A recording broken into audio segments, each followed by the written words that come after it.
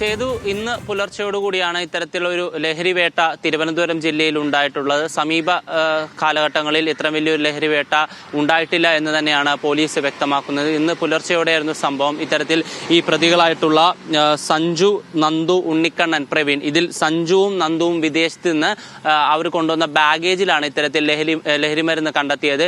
ഇവരെ കൂട്ടിക്കൊണ്ടുവരാനായിട്ടാണ് ഉണ്ണിക്കണ്ണനും പ്രവീണും എത്തിയത്. പിന്നീട് ഇവർ വാഹനത്തിൽ സഞ്ചരിക്കുകയും പോലീസിന് ലഭിച്ച വിവരത്തിന്റെ അടിസ്ഥാനത്തിൽ ഇവരുടെ വാഹനം പരിശോധിക്കാൻ ശ്രമിച്ചു. പക്ഷെ ഇവർ വണ്ടി നിർത്താൻ തയ്യാറായില്ല. പക്ഷെ പിന്നീട് ഡാൻസ് ഓഫ് സംഘം എല്ലാവരും കൂടെ ചേർന്ന് ഇവരെ ഫോളോ ചെയ്തുകൊണ്ട് പിടികൂടിയായിരുന്നു. പിന്നീട് സെർച്ച് ചെയ്തപ്പോഴാണ്, പരിശോധിച്ചപ്പോഴാണ് ഇവരുടെ ബാഗേജിൽ, ഈന്തപ്പഴം കൊണ്ടുവന്ന ബാഗേജിൽ ഇത്തരത്തിൽ 1.25 കിലോ MDMA-യും 17 ലിറ്റർ വിദേശ മദ്യവും പിടികൂടിയിട്ടുള്ളത്.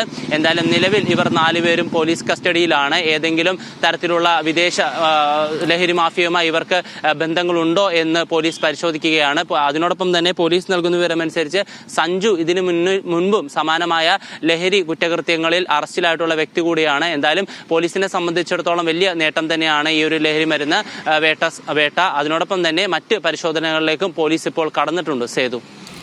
ഓക്കെ ഹാൻ, ശരി.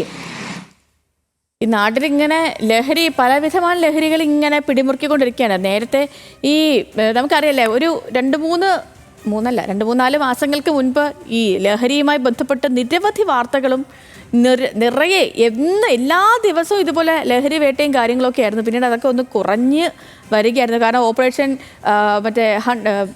ഓപ്പറേഷൻ ഡി ഹണ്ടൊക്കെ നടത്തി അങ്ങനെ കുറേ ലഹരി മരുന്ന് വേട്ടയൊക്കെ, ഈ ലഹരി മരുന്ന് വ്യാപനമൊക്കെ തടഞ്ഞിരുന്നു പോലീസിൻ്റെ നേതൃത്വത്തിലും ഡാൻസ് ഓഫ് സംഘത്തിൻ്റെ നേതൃത്വത്തിലും ഒക്കെ.